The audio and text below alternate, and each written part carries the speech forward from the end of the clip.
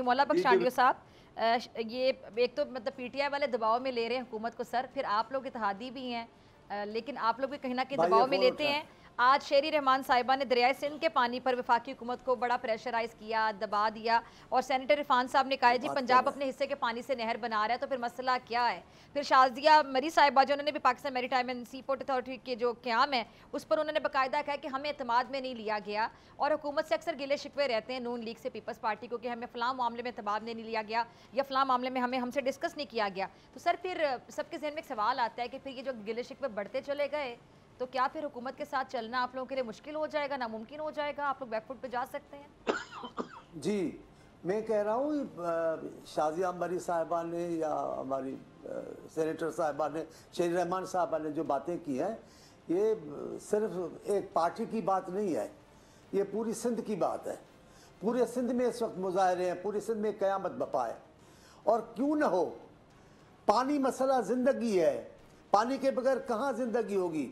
پہلے بھی میاں صاحب شہباز شریف صاحب وزیر اعلیٰ تھے جو زبردستی انہوں نے نہریں بہائیں، بنائیں، نکالی، انہوں نے ہمارے موقف کو نہیں سنا۔ اب بھی سندھ کے وزیر اعلیٰ بھی، حتیٰ کہ ہمارے چیئرمین جو ہم صوبائی سوچ رکھتے ہی نہیں ہیں، پھر بھی لیکن کیوں جس علاقے کا مسئلہ ہوگا، جہاں لوگوں کا زندگی موت کا مسئلہ ہوگا، وہاں ہمارے چیئرمین کیوں نہیں بات کریں گے۔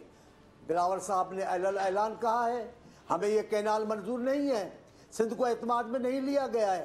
وزیر اعلیٰ کہتے ہیں ہمیں اعتماد میں نہیں لیا گیا ہے۔ سندھ کی تمام سیاسی پارٹیاں ایک ساتھ کھڑی ہوئی ہیں، ابھی جدوجہد مل کر نہیں کر رہی، لیکن آواز ان کی سب ایک ہے کہ یہ کینال نامنظور ہے۔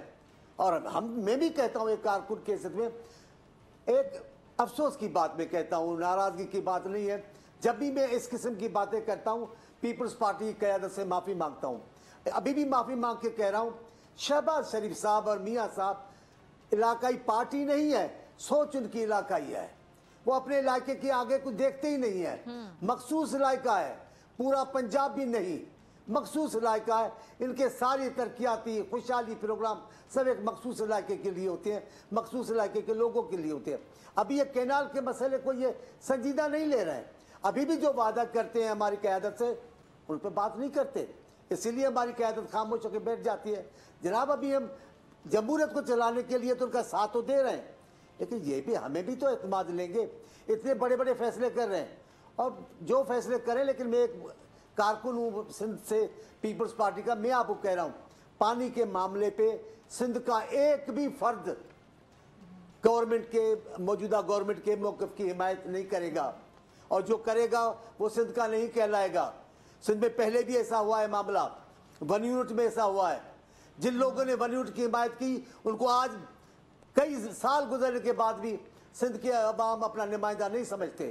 پانی کے معاملے میں بھی جو موقف سندھ کا ہوگا وہ اگر کوئی نہیں اپنائے گا تو وہ سندھ کا نمائندہ نہیں کہلا سکتا۔